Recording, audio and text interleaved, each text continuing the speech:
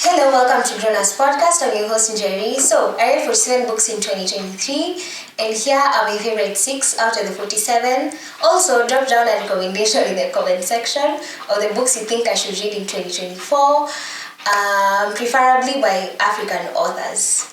Yeah.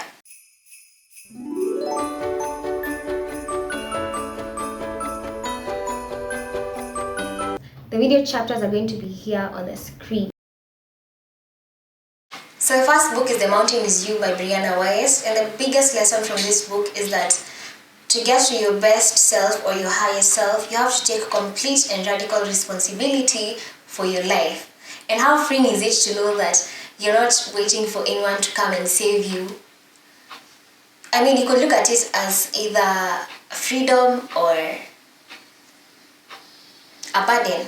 And as the glass half full type of person, I choose to look at it as freedom, because I know and understand that it is predominantly me who stops me from achieving my goals, but it's also predominantly me who can make me get to my goals. I think it's very freeing to know that you are not completely helpless, that you can be able to help yourself, that it's you who's responsible for taking care of you, that you're not waiting for anyone to come and take care of you.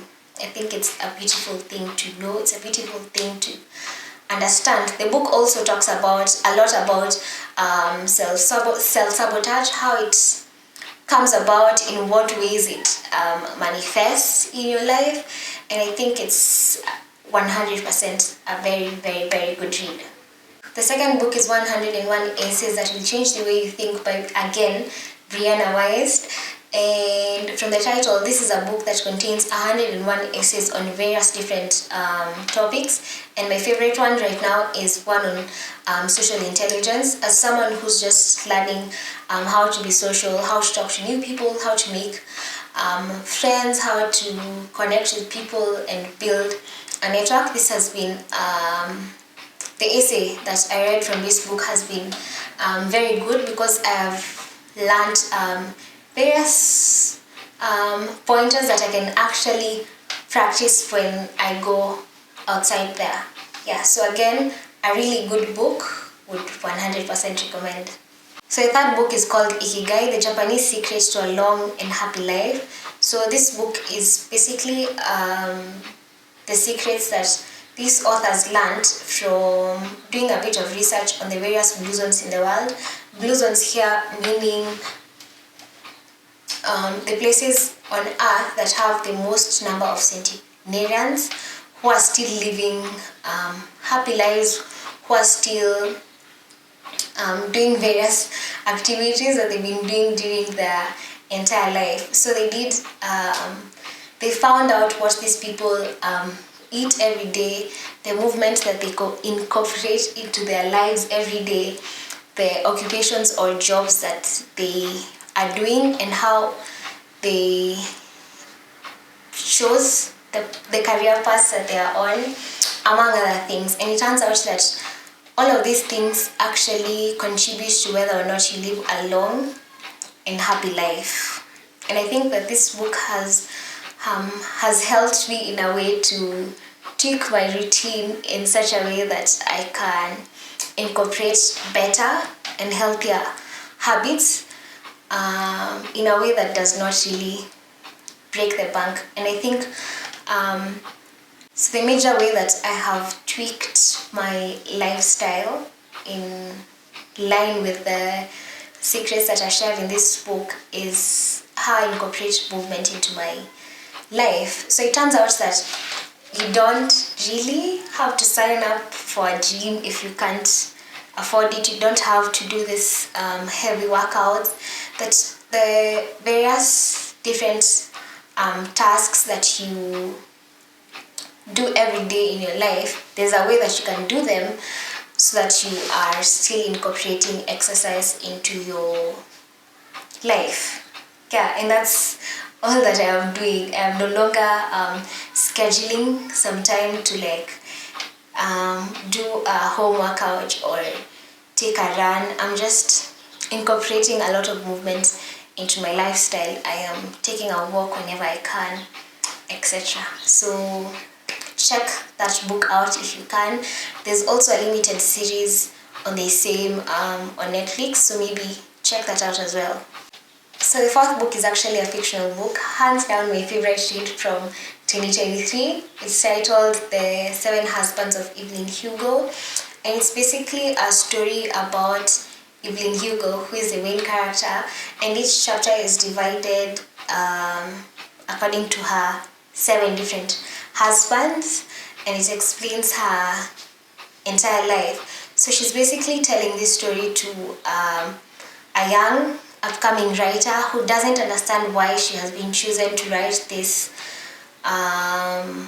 biography, but she finds out in the end. And I loved this book because Evelyn Hugo, she was just a young girl who was trying to get a better life for herself, and she did literally everything that she could to reach her dreams. She used everything that the society told her she should shy away from. She used that to get to her dreams. She used her body, she used her sexuality, and yeah, she leaned into what the society told her she should not lean into. She leaned into what the society told her that she should hide away from. And yeah, I really, really, really loved it. I think you should check it out and find out who her one true love was out of the 7 husbands. Yeah, so check that out. So the last 2 books I'm going to combine. Both of them are memoirs. One is titled Unfinished. It's by Priyanka Chopra, Jonas. And the other one is Born a Crime by Trevor Noah. I had never actually read memoirs before. I started, these were my first last year, and I fell in love with them. I actually found out about them as I was listening to Jay Shetty's podcast again. I'm guilty. I've probably watched or listened to all of his episodes. Shoot me. But I think On Purpose is really a good podcast. If you've never watched or listened to any of the episodes, I would 100% recommend. Anyway, back to the books. So I found out about them from On Purpose podcast again, as I listened to both of their interviews and the memoirs were mentioned, and I thought I should check them out, and I really, really, really loved them. I think I'm going to read more memoirs this year. Yeah, I fell in love with memoirs because, one, they're stories. I love fictional books, and these are, I think I love fictional books because they're stories, and memoirs are essentially just true life stories written by a specific person who has gone through these experiences that they're writing about. And I think it's just really beautiful to know this person who's a celebrity, or they're just this big unreachable person. It's really beautiful to just read their life written in their own words. I think it kind of humanizes them, and you find out the various challenges that they went through before they could actually reach their dreams, the things that they struggled with as children, as teenagers, as young adults, the things that they had to do to get to where they are. It's beautiful, and I think it's inspired me. I think it will continue to inspire me, and that's why I'm going to read more memoirs, and I think you should too.